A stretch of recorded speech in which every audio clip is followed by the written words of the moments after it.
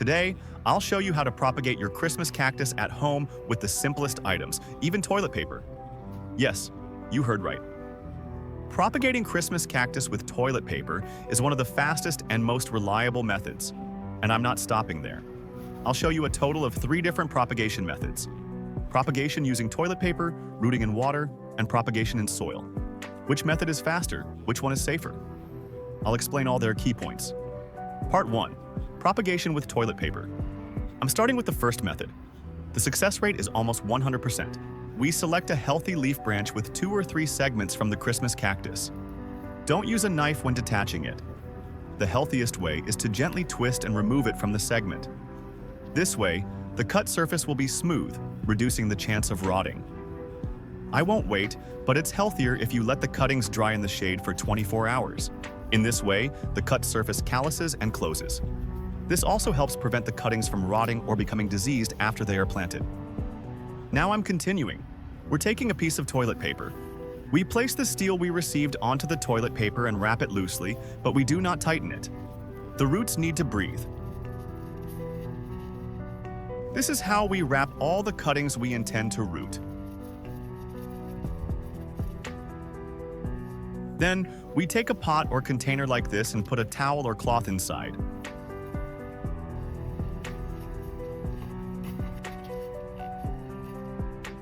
We place this towel because once the steels are in, we'll wet it, creating a constantly humid environment.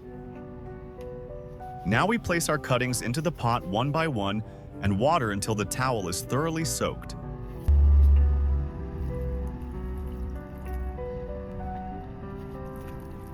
That's it. Now we can place our pot in a bright place, but not in direct sunlight. It can be indoors or outdoors, but if the temperature outside drops below 15 degrees, I recommend keeping it inside. Below 15 degrees Celsius, rooting will slow down or may even stop. Yes, when you root them this way, after about 20 to 25 days, opening the paper will reveal tiny white roots. When roots like these reach 1 or 2 centimeters, you can proceed to plant them in soil. Part 2. Rooting in water. Now, let's discuss the second most popular method, water rooting. This is one of the quickest ways to root, and its visible progress is very motivating. Now let's move on to our preparation. We use room temperature, chlorine-free water, or water that's been left out for a day. If you prefer a glass or a transparent container like this, you can easily see the roots. Like here, wrap the top of the glass or container with cling film and place the cuttings so they touch the water. We only touch the tip of the steel to the water. We don't fully submerge it, otherwise the steels might corrode. Because I made slightly too large cuts here, it's touching the bottom, but afterwards I'll change the jig and repeat the same process. Yes, afterwards we place the glass or container in a bright spot, but not in direct sunlight. Generally, within 2 to 3 weeks, roots start to appear. When the roots are 2 to 3 centimeters long, it's time for soil. We plant it in a soft, well-draining mixture. After potting, we don't water for the first 3 or 4 days.